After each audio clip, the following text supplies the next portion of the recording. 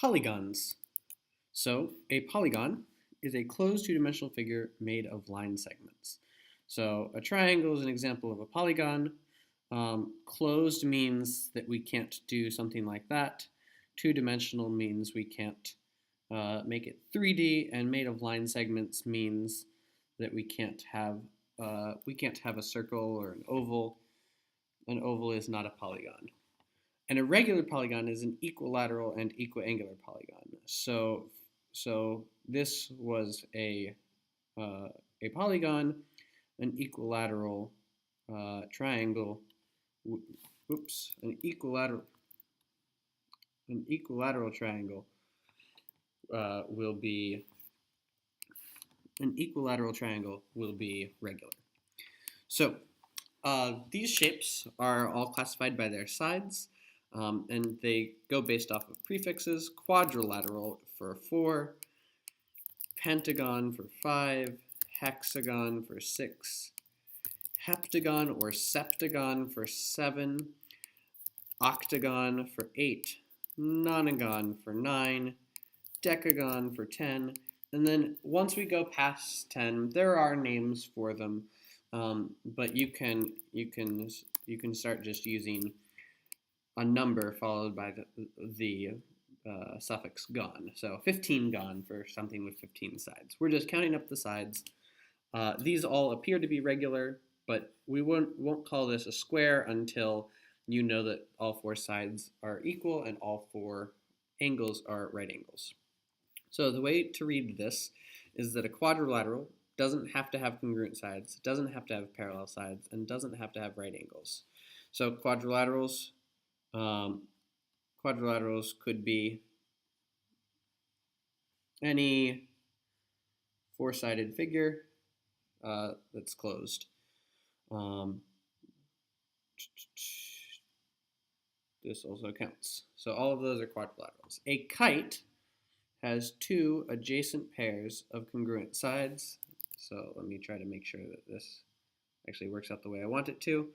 So you should see 2 pairs of congruent sides that are next to each other, adjacent. So this is the key thing for a kite: 2 adjacent pairs of congruent sides. For a trapezoid has exactly 1 pair of parallel sides. So this is a trapezoid, as long as the sides on the left and the right are parallel, or the sides on the top and the bottom are parallel. This counts as a trapezoid.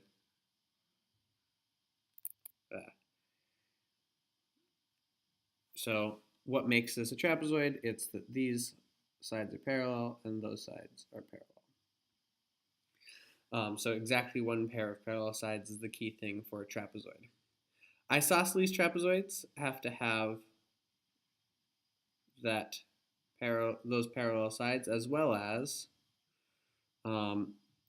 specifically a lateral pair of congruent sides. So typically you'll see it look like this, where those sides are the same and opposite sides are parallel. For a parallelogram, parallelograms have 2 opposite pairs of congruent sides and 2 pairs of parallel sides. So you can, the key thing about a parallelogram, the definition I want to start with is that there are 2 pairs of parallel sides. So that's a parallelogram. It would also be a parallelogram if you rotated it and said we're looking at that. That's also a parallelogram as long as the opposite sides are parallel. A rectangle has all 4 angles are right angles. So this is a rectangle, and all 4 of the angles have to be right angles. Now it also has 2 opposite pairs of congruent sides and 2 pairs of parallel sides, but the key thing is having those opposite sides being, all angles being right angles. That's what defines it as a rectangle. A rhombus. So a rhombus has all four sides are congruent. That's the key thing about a rhombus, that all four sides are going to be congruent. Or you can see it like this. It would also count as a rhombus if it's like that. And lastly, a square.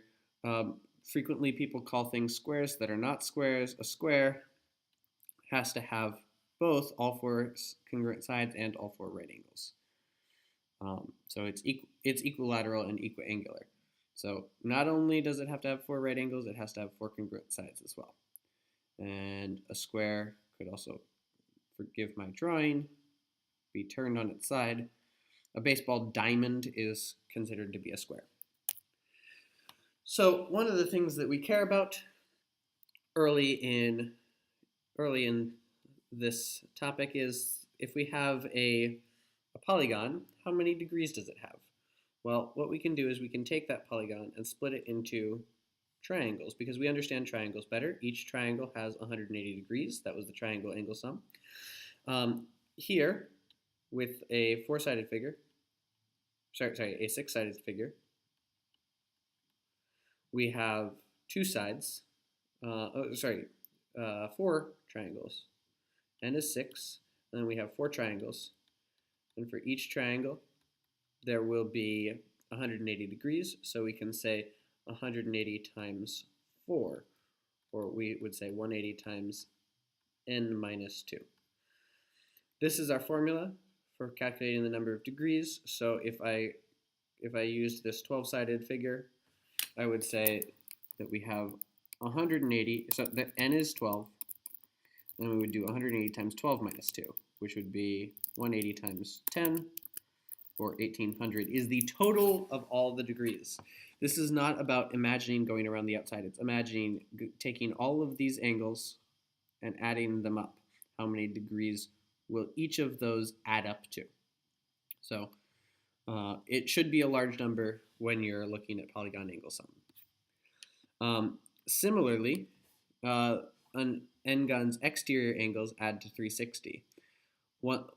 Once we have that the interior angles add to 180 times n minus 2, so we have 180 times n minus 2. That's for interior.